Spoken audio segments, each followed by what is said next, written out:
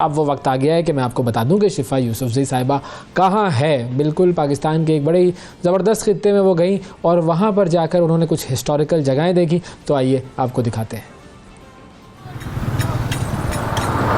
अस्सलाम वालेकुम, मैं हूँ शिफा यूसुफजई और आपको आज मैं लेकर निकली हूँ एक बड़े ही खूबसूरत सफ़र पर। और सफ़र है जी, आपने पानी देखा, नहर देखी, अब आप मेरे पीछे थोड़ी ही देर में हरियाली देखेंगे। और हरियाली वहीं होती है जहाँ पर पानी होता है, और पानी हमारे एक ही सूबे के हवाले से नाम में भी उसके पंजाब आता है। तो पंजाब की सैर को हम निकले हैं। और पंजाब का अगर जिस शहर की तरफ हम गामज़न हैं उसकी बात करें तो 2017 की मरदमशुमारी के हवाले से बात की जाए, जो नंबर्स उस वक्त सामने आए थे, तो ये पाकिस्तान का 11वां बड़ा शहर है आबादी के तनासुब के लिहाज से। और यहाँ पर तकरीबन 7.5 से पौने 8 लाख के आसपास जो आबादी है, ये इसका यहाँ का नंबर है पॉपुलेशन का, 7.5 से पौने 8 लाख। अब मेरे पीछे जो आप खेत खलियान देख रहे हैं, बड़ा खूबसूरत नज़ारा है, लेकिन इससे मज़ीद खूबसूरत नज़ारे, इससे कल्चरली हेरिटेज के हवाले से रिच नज़ारे आपको दिखाऊंगी मैं। गैस आप करें कि ये कौन सा शहर है जिसकी मैं बात कर रही हूँ। अगर हम लाहौर की बात करें, मुल्तान की बात करें कि तारीख़ी पस मंज़र में हम इन दो शहरों को देखें तो यूनाइटेड नेशंस की लिस्टों पे ये दर्ज है। दुनिया आती है इनकी हेरिटेज देखने, इनकी आर्किटेक्चर इनका देखने, मुग़लों का वो जो दिल्ली दरवाज़ा और ये सारी चीज़ें। लाहौर मुल्तान के सेंट्स के हवाले से हम बात करते हैं, औलिया हज़रात। तो अगर ये वाला शहर जहाँ हम अभी जा रहे हैं, ये उनसे अगर आगे नहीं निकल सकता तो उनसे कम भी नहीं है, यानी कि मुल्तान और लाहौर से कम भी नहीं है अगर हम बात करें हेरिटेज की, कल्चर की, खानों की। तो इसके अंदर एक अपनी ही ख़ास बात है इस शहर की, और वो सारी ख़ास बातें आप तक मैं पहुंचाऊंगी। हमारे इस सफ़र में हमारे साथ रहिए। जिस इलाके में हम मौजूद हैं या जिस तरफ हम गामज़न रहे हैं, मैंने आपको जगह का नाम तो नहीं बताया, लेकिन बहुत सारे लोग ये जान गए होंगे मेरे पीछे जो आप अभी एक स्ट्रक्चर देख रहे हैं उसके बाद कि हम किस जगह पर मौजूद हैं। और ये एक बहुत अहम खित्ता है पंजाब का, पाकिस्तान का, हेरिटेज के हिसाब से, तारीख़ के हवाले से। और अब आप ज़रा देखें कि मेरे पीछे जो इतना बड़ा स्ट्रक्चर है ये है क्या। वैसे तो ये चोलिस्तान का सहरा है। इस चोलिस्तान के सहरा में दूर से आपको मीलों दूर से ये बड़ा सा स्ट्रक्चर खड़ा हुआ नज़र आता है। 1500 मीटर के इलाके पर ये तकरीबन इसकी जो दीवारें हैं ये 1500 मीटर पर फैली हुई हैं और 30 मीटर ऊंचाई में इनका जो है ये पैमाइश है। और अहमदपुर ईस्ट की तरफ ये वाक़ है और एक बहुत बड़ी डिवीज़न अभी पिछले कुछ अरसे में इस इलाके को डिवीज़न का दर्जा दिया गया है। और मैं आपको ये भी बता दूं कि ये जो स्ट्रक्चर है मेरे पीछे, इसको आप दरावड़ फोर्ट के नाम से जानते हैं, डेरावर फोर्ट इसका नाम है। और बहुत सारे लोग यहाँ पर आते हैं, विज़िट करते हैं। बड़ा ही खूबसूरत मैग्निफिसेंट बड़ा स्ट्रक्चर है। और पहली मरतबा 9वीं सेंचुरी में दरावड़ फोर्ट जो है इसको बनाया गया था। एक राय जजा भट्टी, एक हिंदू राजपूत रूलर था उस वक्त का, उसने बनाया था इसको, और भट्टी क्लैन से यानी कि भट्टी ज़ात से उसका ताल्लुक़ था। किला दरावड़ के पास हम मौजूद हैं, उसके बिल्कुल गेट के ऊपर मौजूद हैं और अंदर आपको लेके जाएंगे। लेकिन थोड़ी सी इन्फॉर्मेशन ज़रा स्टार्ट में आपको दे दें। ज़िला बावरपुर में वाक़ ये किला जो है दरावड़ सहराए चोलिस्तान का एक अहम संग मील है और फ़न तामीर का एक अजीम शाहकार है, इसमें कोई शक नहीं है। ये दूर से नज़र आता है, कई मील दूर से आप चोलिस्तान में जब एंटर करते हैं और आ रहे होते हैं इस किले की तरफ, तो आपको इस किले की ऊँची ऊँची दीवारें जो हैं वो नज़र आ रही होती हैं। अच्छा, अभी इसके हवाले से थोड़ी सी तारीखी जो नंबर्स हैं जो जिन सन में ये बना था उसके हवाले से भी आपको बताते हैं कि अगर हम आपको बताएं कि मौजूदा जो किला है ये सादिक मोहम्मद ख़ान अव्वल नवाब ऑफ भावलपुर ने 1733 में बनवाया था, जो मुख्तलिफ औकात में 1966 तक रियासत भावलपुर के हुक्मरान के ज़ेर तसल्लुत रहा। और किला तकरीबन मुरब्बा जो शक्ल है उसमें इंतहाई शानदार, वसी, और ये तो खैर हमें नज़र आ रहा है, आपको पढ़ के सुनाने की ज़रूरत नहीं है, लेकिन ये इसकी अहम इन्फॉर्मेशन है कि ये किसके ज़ेर तसल्लुत था। और बनाया जो था वो सादिक मोहम्मद ख़ान अव्वल नवाब ऑफ भावलपुर ने इसको बनवाया था। और 9वीं सदी से ये जो शाहकार है ये खड़ा है, अजीम शान अपना जो एहसास है वो लोगों को दिखा रहा है। लेकिन एक चीज़ यहाँ पर यह है कि इसकी रिस्टोरेशन की अशद ज़रूरत है। अंदर से भी अभी आपको दिखाएंगे और ये भी आपको ज़रा दिखा दें कि ये किसके ज़ेर निगरानी है। तो नवाब सलाउद्दीन अब्बासी, साहिबजादा जो हैं उस्मान अब्बासी और साहिबजादा फैज़ रशीद अब्बासी, इनके ज़ेर निगरानी जो है ये दरावड़ फोर्ट है इस वक्त। तो आपको आगे लेकर चलते हैं, अंदर की सैर कराते हैं और हमें यहाँ पर एक गाइड भी मिले हैं, उनसे भी आपकी मुलाकात कराएंगे, बातचीत कराएंगे और उन्हीं की ज़बानी सुनेंगे इस किला दरावड़ की दास्तान। गेट के अंदर मैं एंटर हो रही हूँ और अल्ताफ़ हुसैन साहब जो कि यहाँ पर हमारे गाइड हैं और हमें आगाह करेंगे इस किले की तारीख से और अहम हिस्सों से, वो हमारे साथ हैं। अस्सलाम वालेकुम। वालेकुम सलाम। सर, आप हमें चक्कर लगवाएंगे जी इंशाल्लाह। गाइडेड टूर आपकी हम मिन्नत है। चले जी, आ जाएँ। वैसे तो ये किला बड़ी हाइट पे है, बहुत ऊंचाई में है और किले की फिर दीवारें भी और ज़्यादा ऊंची हैं। तो अभी आपको हम बारादरी लेके जा रहे हैं। बारादरी वो एक जगह है जहाँ पर कि जब कोई इस किले को हमला करता था और अगर कोई फतह कर लेता था तो वो अपना झंडा जाके ऊपर उधर लगाता था। और बारादरी का जो एरिया है वो भी बहुत हाइट पे है, तो उससे सारा किला और सारा नज़ारा जो है वो ऊंचाई से नज़र आता है। आपको बारादरी की तरफ लेके चल रहे हैं अब हम। जी, तो अब ये हम खड़े हैं उस नज़ारे पे कि जहाँ से हमारे बाएं जानिब है दरिया हाकड़ा। यहाँ पे ना झील थी, ये पानी स्टोर करने जगह थी। जंगी हालात में 1 साल का राशन वगैरह यहाँ इसके अंदर स्टोर होता था, उसी हिसाब से पानी अंदर स्टोर होता था। अच्छा, तो डैम एक तरह से। हाँ, ये इसका पानी जो है ना किले के अंदर एक तालाब है, उसके अंदर ये डालते थे। ठीक है। तो ये सामने से आप ये देख रहे हैं छोटा सा महल है, ये नवाब साहब की ताजपोशी महल है, दस्तारबंदी वगैरह। वो वाला ये वाला। अच्छा, ये छोटा नीचे। हाँ, ये ताजपोशी महल है नवाब साहब का, यहाँ पे दस्तारबंदी की जाती थी।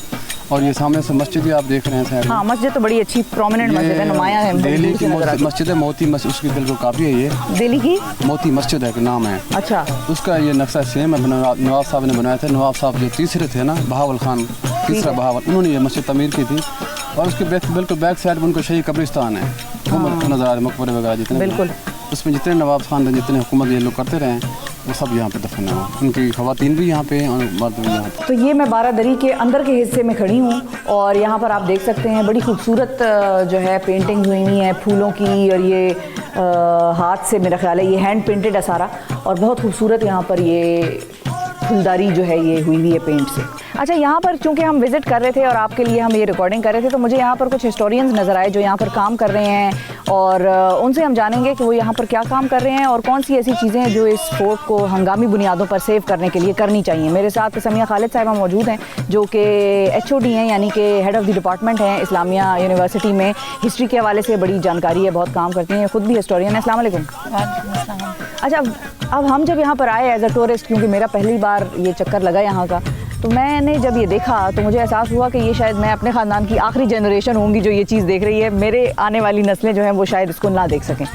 आपका भी ऐसा ही मानना है या आप हमें इस चीज़ को अदरवाइज़ प्रूव करेंगी कि यहाँ पर काम हो रहा है to restore and preserve this place? नहीं, मुझे लगता है कि थोड़ा सा जैसे ओवरऑल पाकिस्तान के लिए पॉजिटिव होना ज़रूरी है, इसी तरह इस जगह के लिए पॉजिटिव होना ज़रूरी है। हम इस पे काम कर रहे हैं तकरीबन 15 साल से। और कौन कौन से एरियाज़ वैसे ऐसे हैं जो कि आपको लगता है एज एन हिस्टोरियन कि इसकी वो एरियाज़ हंगामी बुनियादों पर प्रिजर्व होने चाहिए?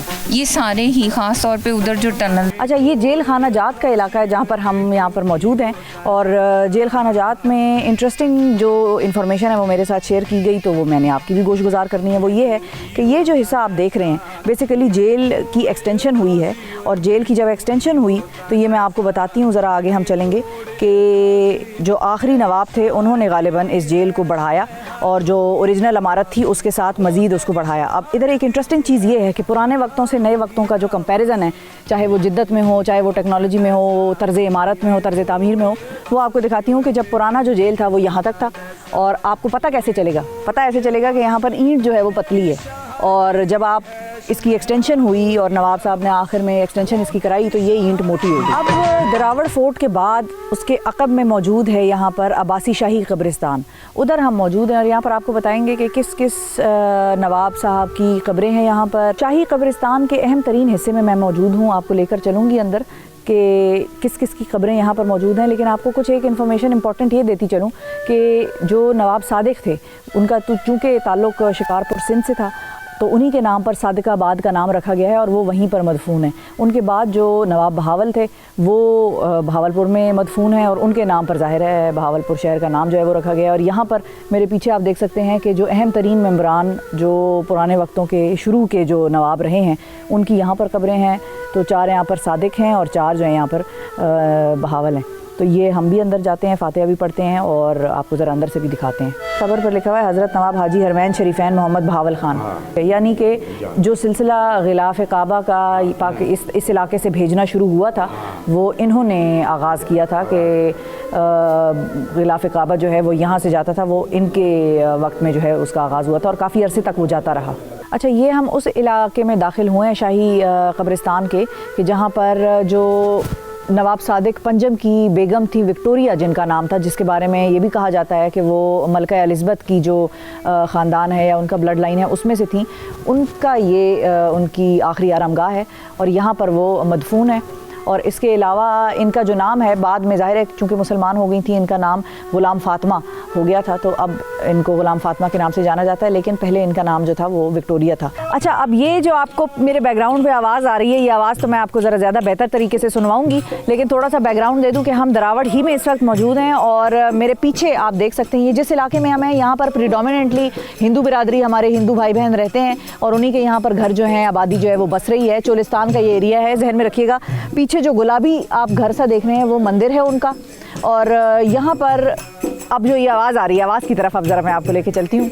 ये जो है ना, ये घर सा बना हुआ है, ये चोलिस्तान का या सहराओं में मकामी घरों की जो शेप है, स्ट्रक्चर है, वो इस किस्म का होता है और मकामी ज़बान में इसको कहते हैं गोपा। और ज़ाहिर है मौसम की गर्मी की वजह से या सहराओं में जब सर्दी भी पड़ती है तो वो भी बड़ी शदीद होती है, तो मौसम से बचाव के लिए इस किस्म के घरों का स्ट्रक्चर जो है वो यहाँ पर या सहराओं में ये लोग बनाते हैं, गोपा इसको कहते हैं। और अब आपको ज़रा म्यूज़िक की तरफ भी लेके मैं चलूँगी कि म्यूज़िक जो है वो क्या है, कौन बजा रहा है।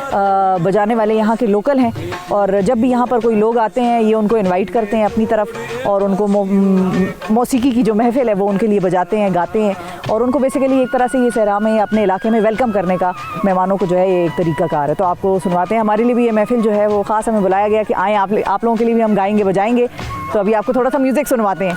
और इन्होंने ड्रेस भी अपने जो है वो लोकल चोलिस्तानी ड्रेस पहने हुए हैं। जिस तरह हम कहते हैं ना कि भारत में राजस्थान और फिल्मों में बड़ा उनका आता है राजस्थानी म्यूज़िक, राजस्थानी कपड़े, ड्रेसिंग, कल्चर, तो हमारे यहाँ चोलिस्तान है, तो आएँ अपने चोलिस्तान के ज़रा कल्चर को एंजॉय करते हैं। ये बताएं कब से आप लोग ये गाना बजाना और ये जो साज है इनके साथ कर रहे हैं काम? सर कब से? 40 साल से जी।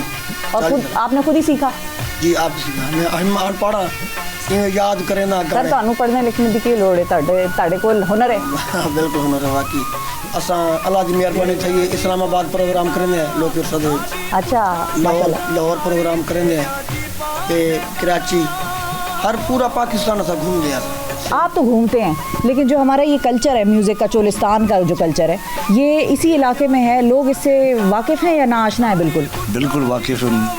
बहरहाल चोलिस्तान दे विच बहु आर्टिस्ट की कदर है और पंजाब दे विच माशाल्लाह जितने लोग पंजाब दे विच कदर करें ना, लाहौर इस्लामाबाद वेंदे हैं, उन्होंने लोगों की मेहरबानी है जो सारे फन को उजागर करते रखे हैं।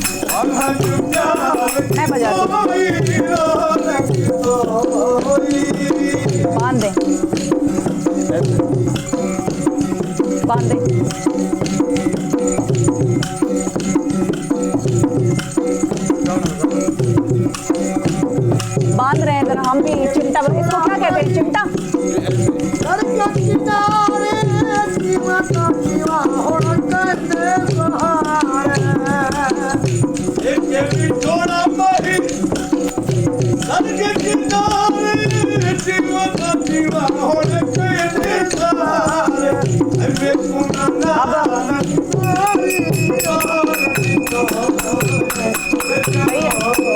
हम बैठ जाते हैं।